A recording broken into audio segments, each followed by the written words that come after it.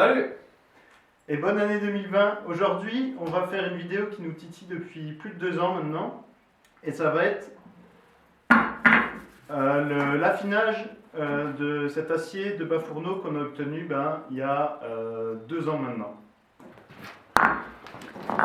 Voilà, donc on va affiner l'acier de bas fourneau. On va pas faire fondre le métal, on va simplement faire ce qu'on appelle le corroyage ou alors le laminage de l'acier afin d'évacuer les impuretés. Donc souvent dans l'acier de bas fourneau, on n'obtient jamais une matière très propre. Il y a toujours des imperfections, plein de trous, c'est un peu spongieux, comme là. Et il y a aussi du laitier qui est incorporé dans la matière. Donc la première étape pour le laminage, ça va être de passer d'une loupe assez ronde. Donc j'ai l'autre moitié qui est là, qu'on avait déjà un petit peu forgée, mais qui est loin d'être prête. Et d'obtenir une barre à peu près comme ça, un peu brute. Et cette barre, ensuite, on va pouvoir la couper en différents morceaux et les souder ensemble à chaud afin d'évacuer à chaque fois les impuretés de plus en plus. Et on va répéter ce cycle d'étirage, de découpe et de soudure plusieurs fois afin d'extirper toutes les impuretés et aussi de rendre le lingot homogène. C'est un petit peu la même technique qu'on utiliserait si on voulait faire de l'acier damassé. C'est un très joli métal qu'on voit souvent dans les lames de couteau, sauf que dans l'acier damassé, le but c'est de voir un contraste. Donc on ne va pas replier le damas de trop, sinon on ne verra plus le contraste entre les aciers qu'on aura soudés. Là par contre, le but avec l'acier de bas fourneau, ça va être de feuilleter énormément. Donc généralement on monte à 10 000, 15 000 couches, histoire d'avoir quelque chose de très homogène.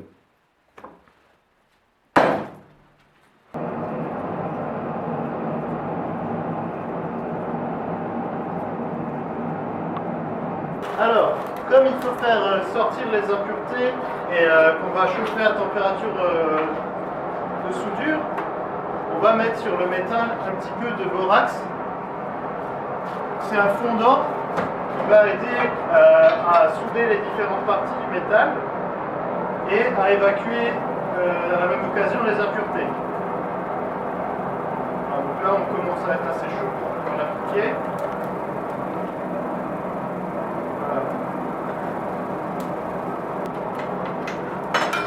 Maintenant, on chauffe.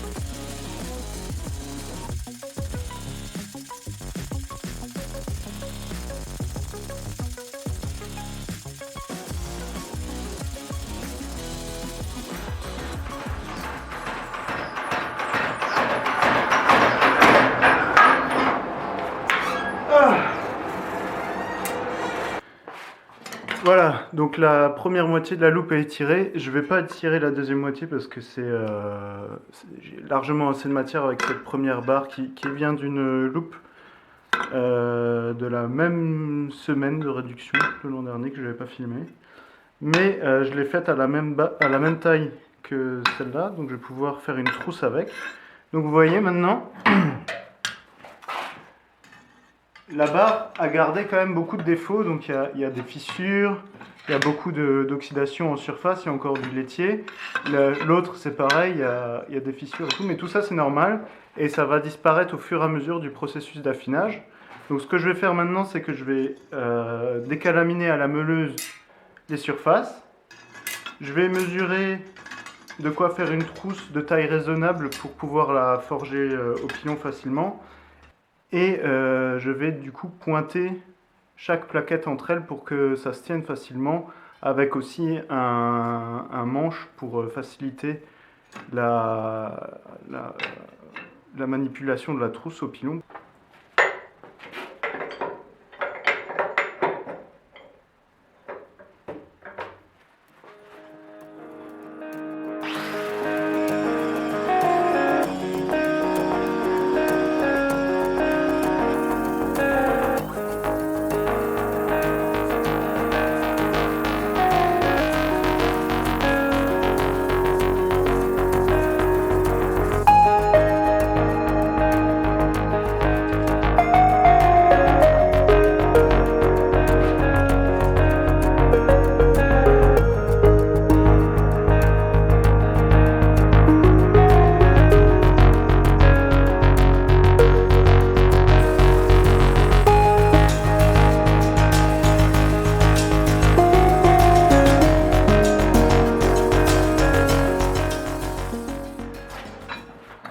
Voilà, donc sur toutes les plaquettes que j'ai découpées, elles font environ 10,5 sur 4,5. Donc j'en ai coupé 1, 2, 3, 4, 5, 6, 7 et j'ai décidé d'en souder que 5 pour former une trousse parce que c'est déjà assez gros.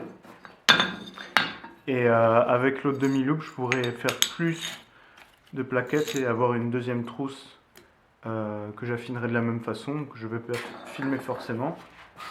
Mais à la fin, on peut aussi combiner les deux trousses ensemble. Donc là, j'ai 5 couches.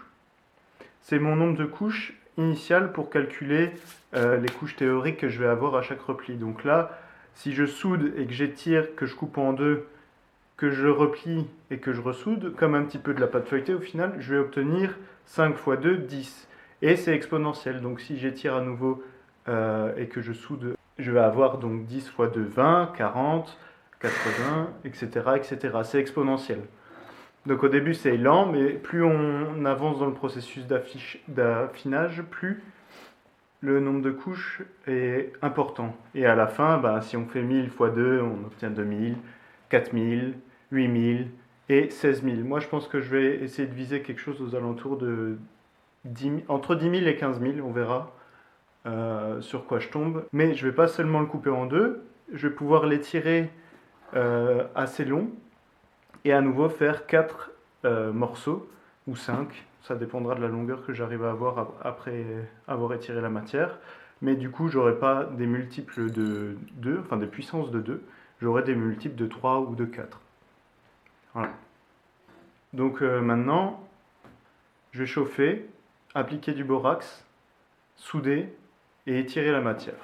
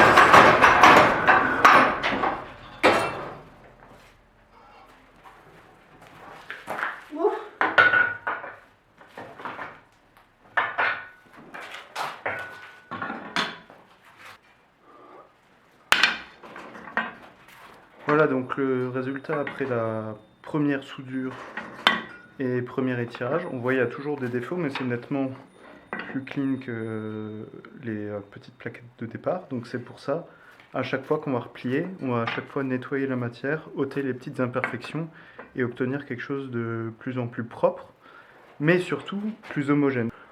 Voilà, donc maintenant, je vais pouvoir à nouveau découper des plaquettes, les remonter sous forme d'une petite trousse ressoudée, répéter le processus. Donc là, je ne sais pas quelle taille on a, on va dire 34, donc je peux faire des plaquettes de 11,3 mm, je crois. Donc on va faire ça. Je peux en faire 3. Et du coup, à chaque fois, je multiplierai par 3. Donc là, on avait 5 x 3, une soudure, 2 soudures, 3 soudures, 4 soudures, 5 soudures, 6 soudures, 7 soudures. 7 soudures à faire. Et j'en ai fait une. Bon, il y a encore du taf. Pour cette vidéo, je pense que ce sera tout. Et je pense que vous avez compris le procédé de feuilletage. Donc ça va être très répétitif. Je vois pas trop l'intérêt pour vous de voir toutes ces étapes. Peut-être que je ferai un petit résumé quand j'aurai fini la matière pour voir, faire un petit récapitulatif. S'il y a des questions, je pourrai y répondre aussi à ce moment-là. Mais ce sera sûrement dans une vidéo séparée. Et au final, à quoi va nous servir cette matière? Vous vous demandez sûrement.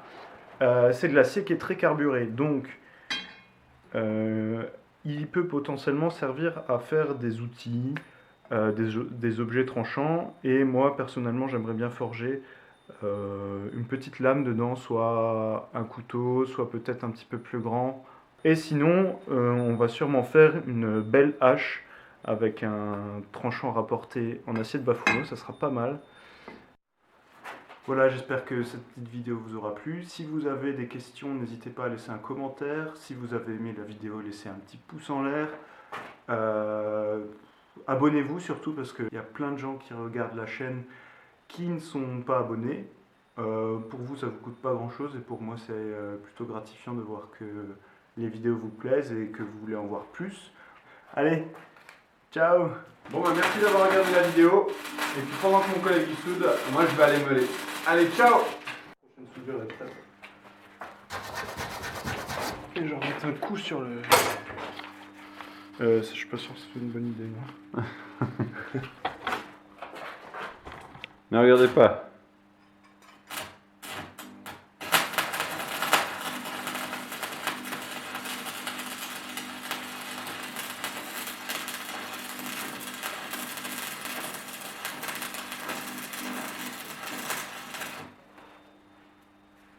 Qu'est-ce que tu fais?